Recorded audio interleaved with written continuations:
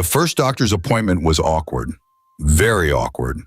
They sat in the waiting room carefully not looking at each other, both remembering the kiss, both trying to pretend it never happened. "So," Patrick said finally, because the silence was unbearable, "how are you feeling? Any morning sickness?" "A little. Mostly in the mornings. Nothing I can't handle." "Do you need anything? Medicine? Food? I can get you whatever you need." "I'm fine, Patrick. Women have been having babies for thousands of years. I think I can manage some nausea." More awkward silence. "About the kiss?" Patrick started. "We don't need to talk about the kiss," Veronica cut him off. "I think we do. It was inappropriate. I shouldn't have. You were happy. You got carried away. It happens. Let's just forget it and move on." But they couldn't forget it. Neither of them could forget it. The thing about that kiss, that brief, innocent, shouldn't have happened kiss, was that it opened a door neither of them had meant to open. Suddenly, when Patrick looked at Veronica, he didn't just see his surrogate. He saw a beautiful woman, a strong woman, a woman who was carrying his child. And when Veronica looked at Patrick, she didn't just see her benefactor. She saw a kind man, a lonely man, a man who desperately wanted to be a father. Over the following weeks, Patrick became more involved, much more involved. He went to every doctor's appointment, every ultrasound, every checkup. He asked questions, he took notes. He bought pregnancy books and read them cover to cover. He started bringing Veronica her favorite foods when she had cravings, started checking in on her not 5 times a day, but once a day, a reasonable amount. Started asking not just about the baby, but about her. How was her day? How were the kids? How was the new apartment he had helped her move into? And slowly, gradually, without either of them quite noticing when it happened, they became friends. Real friends. "The baby moved today," Veronica texted him one afternoon at week 16. Patrick's response came immediately. "Really? What did it feel like?" "Like butterflies. Or popcorn popping. It's strange but nice. I wish I could feel it. Come over tonight. Maybe if you put your hand on my stomach, you'll feel it." Patrick came over that night. The triplets were doing homework at the table. Veronica was on the couch, her small baby bump just starting to show. "Here," she said, taking his hand and placing it on her stomach. "Wait.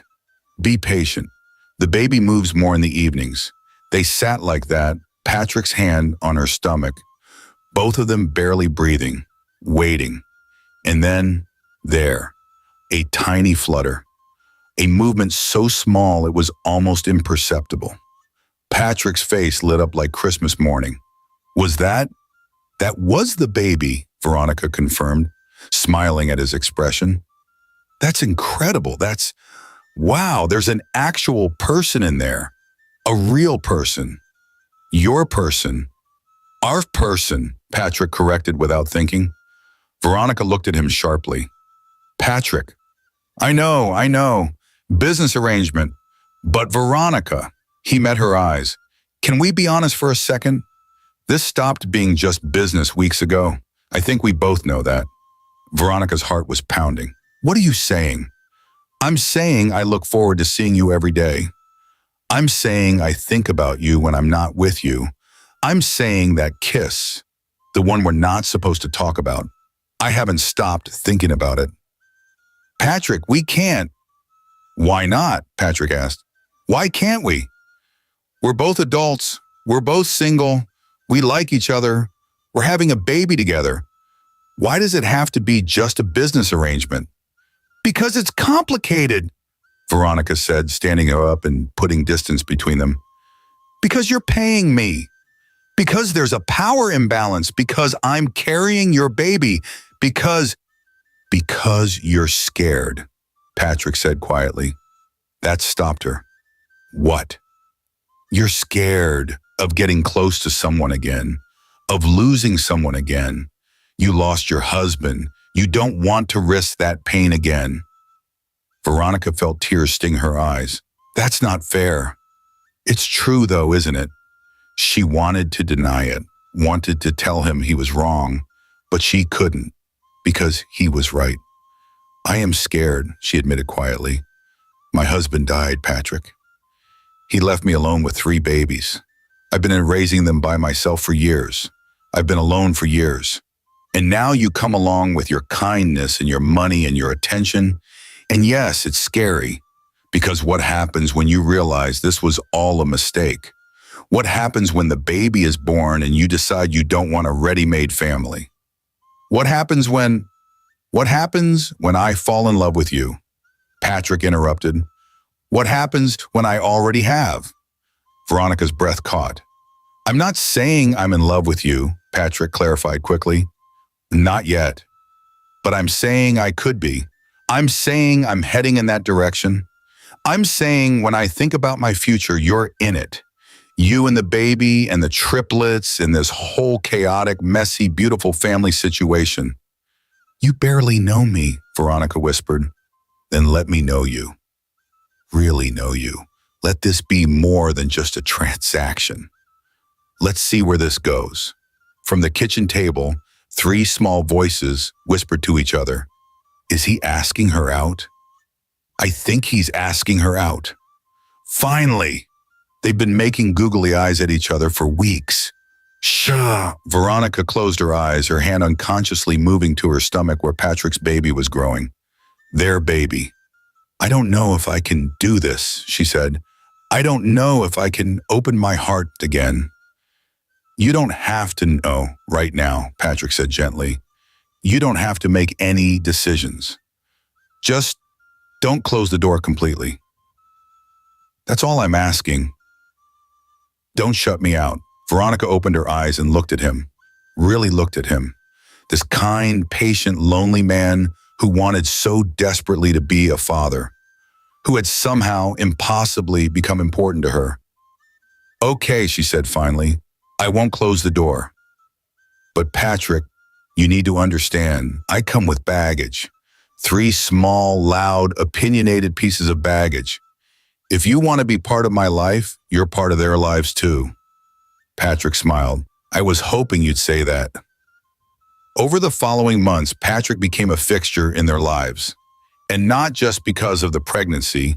He started coming over for dinner, started helping the triplets with their homework, though Olivia usually ended up teaching him more than he taught her, started taking them all out for weekend activities, the park, the movies, the zoo. He started learning their rhythms, their personalities, their quirks.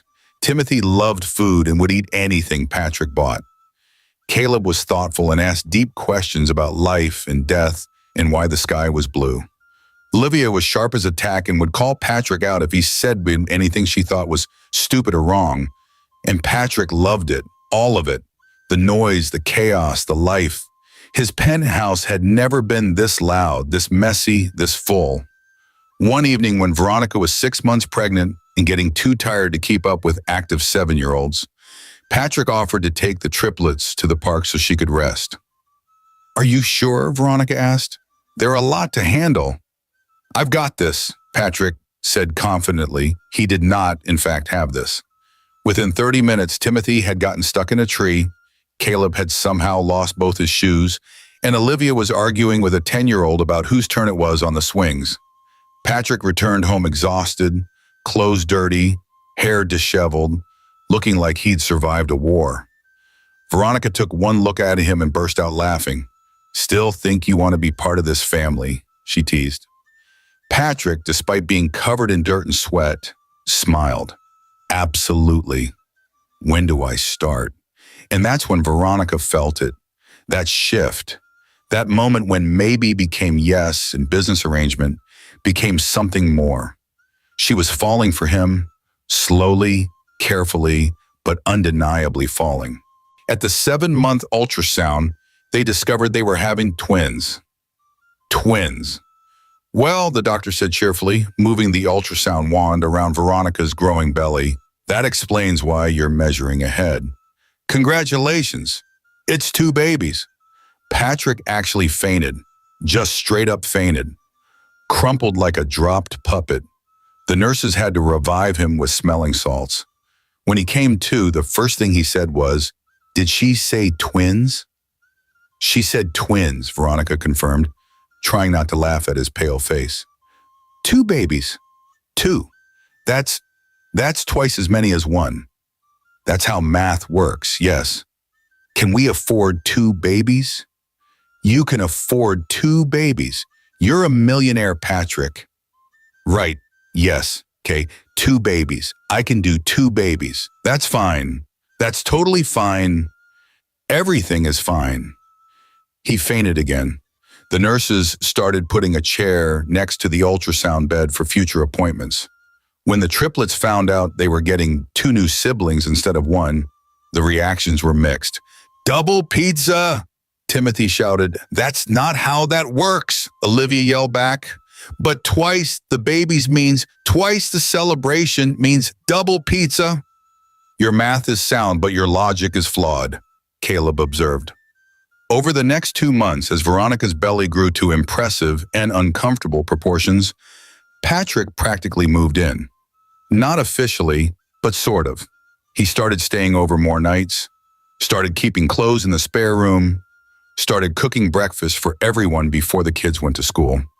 The triplet stopped calling him Mr. Patrick and started calling him Uncle Patrick. And Veronica stopped fighting the feelings she'd been trying to deny.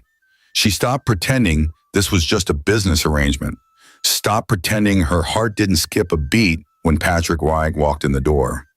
One evening when the kids were asleep and they were sitting on the couch watching a movie, well, Veronica was watching.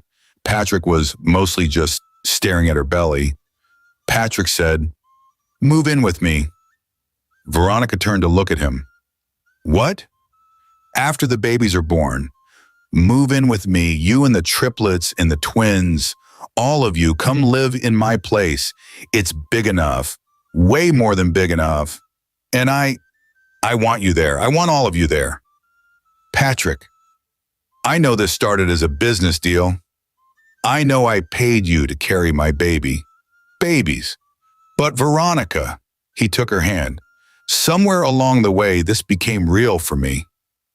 You became real. The triplets became real. This family we're accidentally building, it's real. And I don't want it to be temporary. I don't want to visit on weekends and holidays. I want to be there every day. For all of it. The good days and the bad days and the ordinary days.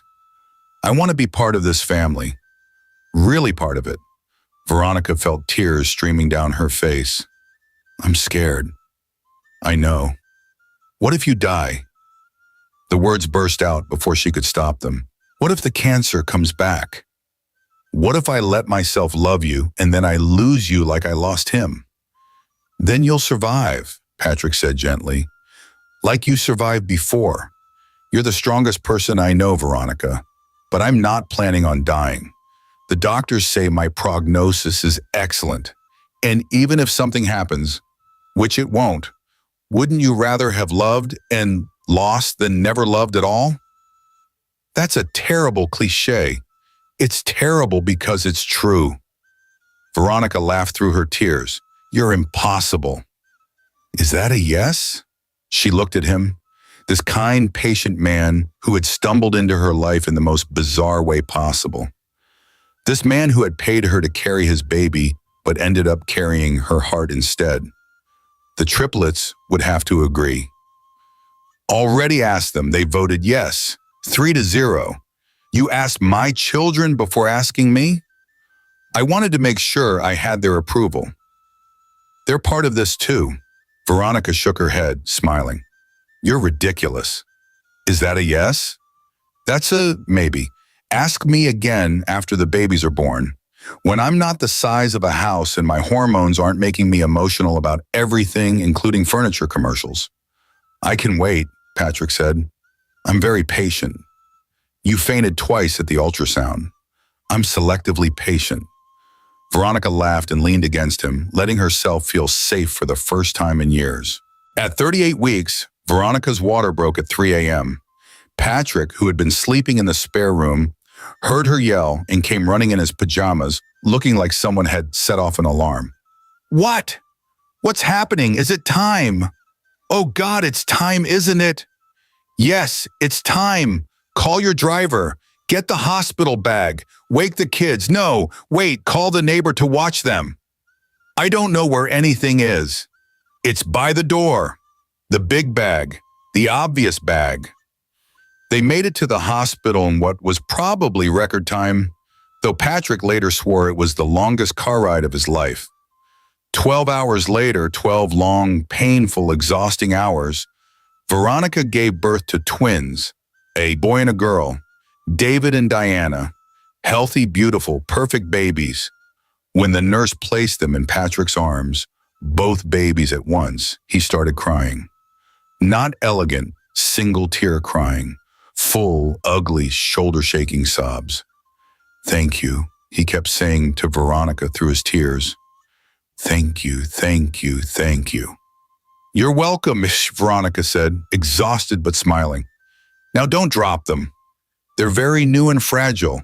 When the triplets were finally allowed to visit, they crowded around the hospital bed, staring at their new siblings with awe. "They're so small," Timothy whispered. "They're perfect," Olivia declared. "Can I hold one?" Caleb asked. Patrick showed them how to support the babies' heads, how to be gentle, how to love them already. And watching her 5 children, 3 by birth, 2 by arrangement. Altogether, Veronica felt something settle in her chest. This was her family, all of them. Strange and complicated and nothing like she'd planned, but family nonetheless. 3 weeks after the twins were born, Patrick started his cancer treatment. The chemotherapy was brutal, much worse than anyone had prepared him for.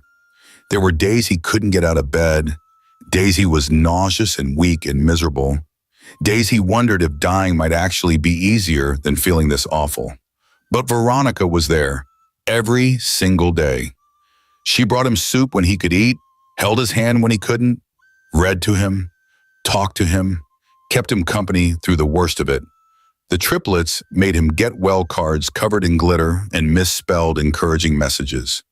The twins, too young to understand what was happening, would sleep on his chest when he could hold them, their tiny weight somehow making everything feel less terrible.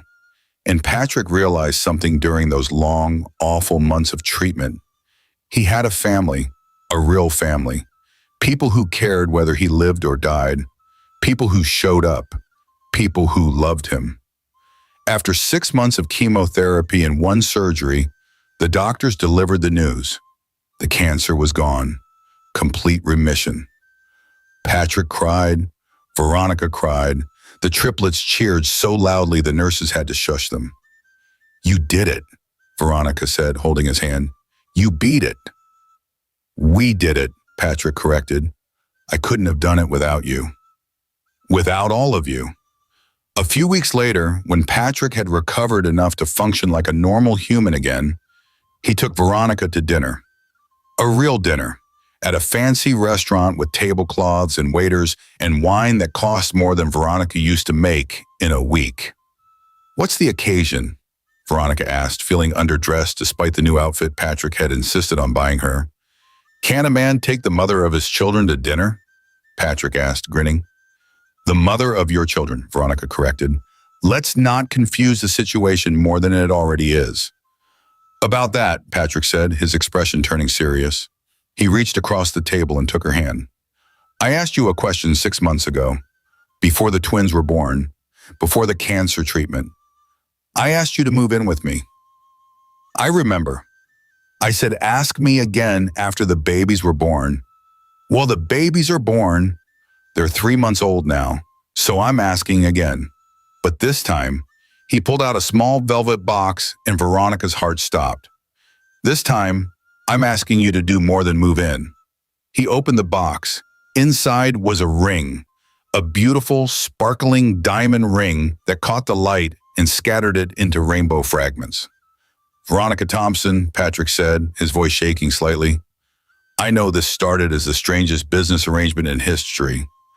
I know we met because your children tried to scam me and you attacked me in a hospital. I know this isn't how normal relationships start, but somewhere between the contract signing and the ultrasounds, in the cancer treatment, in the 3 a.m. feedings, I fell in love with you. Completely. Hopelessly. stupidly in love with you. Veronica was crying now, her hand over her mouth. You're fierce and strong and beautiful and terrifying when you're angry. You raised 3 brilliant children by yourself. You took care of me when I was at my worst. You gave me not just one baby, but 2. You gave me a family. You gave me everything. So I'm asking, will you marry me? Will you make this weird, complicated, accidental family official? Will you be my wife? Yes, Veronica said, the word bursting out before she could second-guess herself. Yes, you ridiculous man. Yes. Patrick slipped the ring on her finger with shaking hands, then stood up and kissed her properly. Not the brief stolen kiss from months ago, but a real kiss, a claiming kiss. An I love you kiss. The entire restaurant applauded. Also, Patrick said, when they finally broke apart, I already asked the Triplets for permission to marry you. Of course you did, Veronica laughed. What did they say? Timothy asked if this meant more pizza. Caleb asked very serious questions about my intentions. Olivia said it was about time and that if I ever hurt you, she'd make my life a living hell. That sounds like them. They also demanded to be in the wedding. All 3 important roles. Obviously, they got married 3 months later in a ceremony that was part traditional wedding, part beautiful chaos.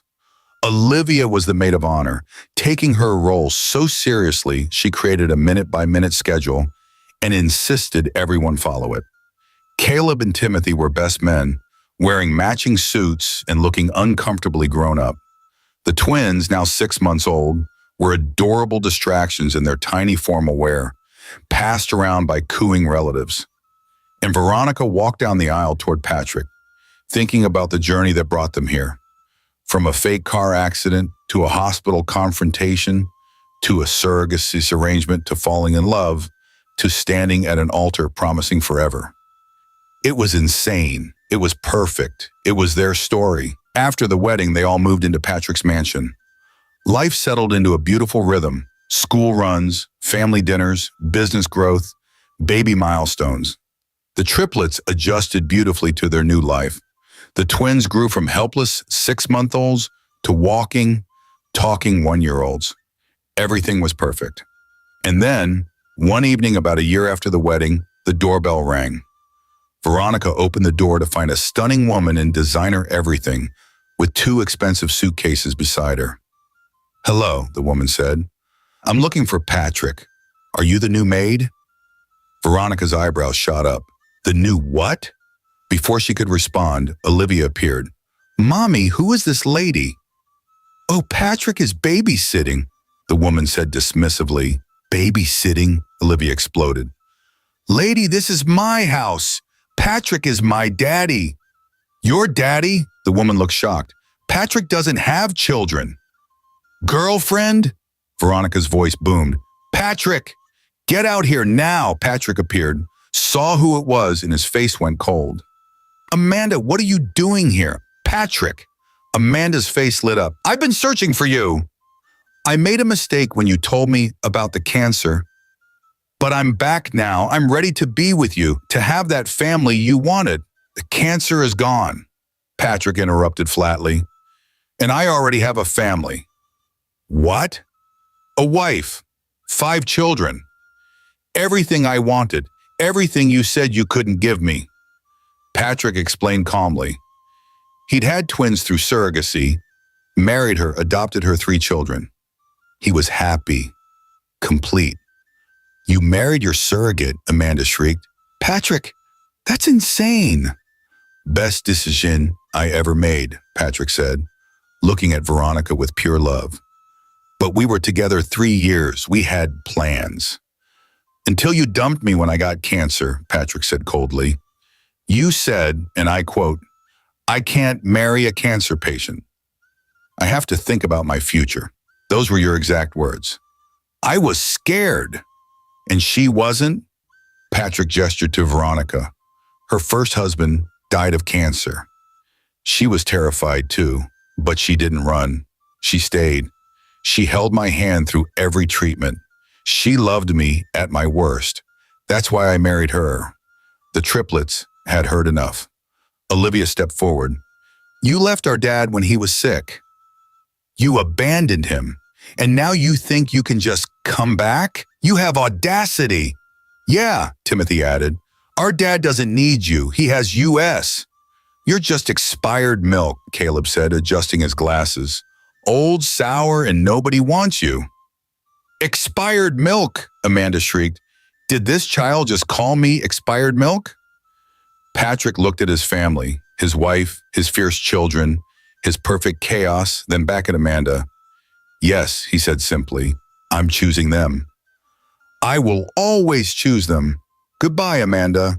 Olivia called out as Amanda stumbled toward her taxi. Hey, Auntie ex-girlfriend. Don't come back. My mom is the current wife. Bye-bye. Then she slammed the door. Everyone burst out laughing. So, Veronica said, wiping tears of laughter. That was Amanda. That was her, Patrick confirmed. Sorry about that. It's fine, Veronica grinned. We have you on lockdown. Completely locked down, Patrick agreed. From the living room, Diana did a poop. Code red. And there's the chaos, Veronica laughed. Wouldn't have it any other way, Patrick said. 5 years later. Timothy, stop eating all the cookies before dinner. Veronica's voice echoed through their home. 12-year-old Timothy froze, cookie in hand. But Mom, I'm a growing boy. I need nutrients. Cookies are not nutrients. Olivia rolled her eyes. They're sugar and empty calories. Honestly, Timothy, when are you going to use your brain? I use my brain plenty. I got an A in math yesterday. That's because Caleb did your homework for you. Did not. Did too. Kids, Veronica shouted, but she was smiling. Caleb walked in, tall and wearing glasses. Actually, I only helped him with 3 problems. He did the rest himself. See? Timothy said triumphantly. 5-year-old twins David and Diana ran in, school bags bouncing. Mommy, Tommy said we look like Daddy, but we look like you. You look like both of us, sweetheart. Veronica bent down to kiss Diana's forehead. That's how genetics work. What's genetics? David asked. Patrick walked in, adjusting his tie. Genetics is the reason you have your mother's beautiful eyes and my devastatingly handsome nose. You, Daddy, that's so cringe. Olivia groaned. Cringe is my middle name, Patrick said proudly. No, it's not. Your middle name is Emmanuel, Diana giggled. Details, details, Patrick waved dismissively, stealing a kiss from Veronica. Ready for the big day? Today was the grand opening of Veronica's 3rd fruit distribution center, from junction fruit seller to business mogul. I'm nervous, Veronica admitted. Don't be, Patrick said. You turned 10 million naira into an empire. You've got this. We've got this, Veronica corrected. I couldn't have done it without you. And I wouldn't be here without you, Patrick said softly. Literally, you saved my life. Okay, stop being mushy, Timothy interrupted. We're going to be late. And I was promised there would be food. Of course, that's what you care about. Olivia smacked his arm. Food is important. Everyone laughed as they headed to the cars, Patrick's Mercedes, the same one from that fateful day, and Veronica's Range Rover. At the grand opening, Veronica gave her speech about refusing to give up, about her children who believed in her, about the man who saw her potential when others saw only circumstances. After the speeches, Timothy attacked the buffet. Finally!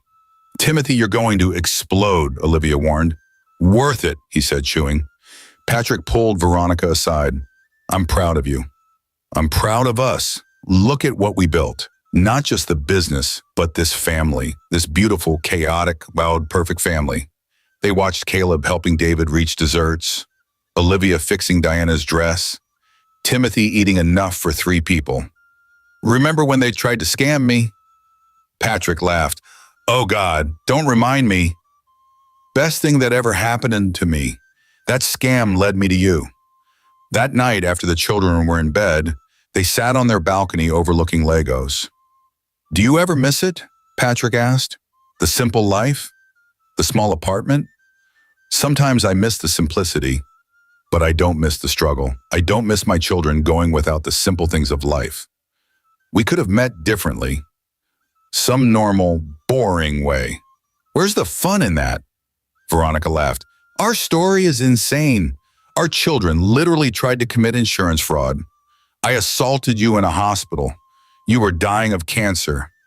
We entered a surrogacy arrangement. We fell in love while I was pregnant. It's like a Nigerian telenovela. The best telenovela ever made, Patrick said, kissing her temple. You know the moral of our story? Never underestimate a desperate woman with smart children and nothing to lose. Patrick burst out laughing. That's the moral? That, and maybe don't insult crazy women at traffic junctions. You never know, one might become your wife. Best decision I never knew I was making. They sat in comfortable silence. Thank you, Patrick, for seeing me, not just the struggling fruit seller or desperate widow, but the woman, the mother, the person. Thank you for saving my life, for giving me a family, for teaching me that family is about choice, and I choose you. Every day. Mommy! Daddy, Timothy's voice shouted. David flushed my phone down the toilet. I didn't mean to, David wailed. And there's the chaos, Veronica sighed, standing up. Wouldn't have it any other way, Patrick said, following her inside. Because this was their life. Beautiful, messy, loud, chaotic, unexpected, and absolutely perfect. From a traffic junction scam to a mansion full of love. From ritualist and madwoman to husband and wife. From desperate strangers to devoted partners. This was their story, and it was still being written, one crazy day at a time. The end. P.S. Timothy became a chef. Olivia became a lawyer. Caleb became a business consultant. David became a doctor. Diana became an artist. Patrick remained cancer-free. Veronica's business empire continued to grow, and they all lived noisily, chaotically, perfectly ever after. Now it's really the end. This is the end. Thank you for sticking with us, besties. Don't forget to give this video a thumbs up, subscribe to our channel, and give us a heart in the comments. See you in the next one.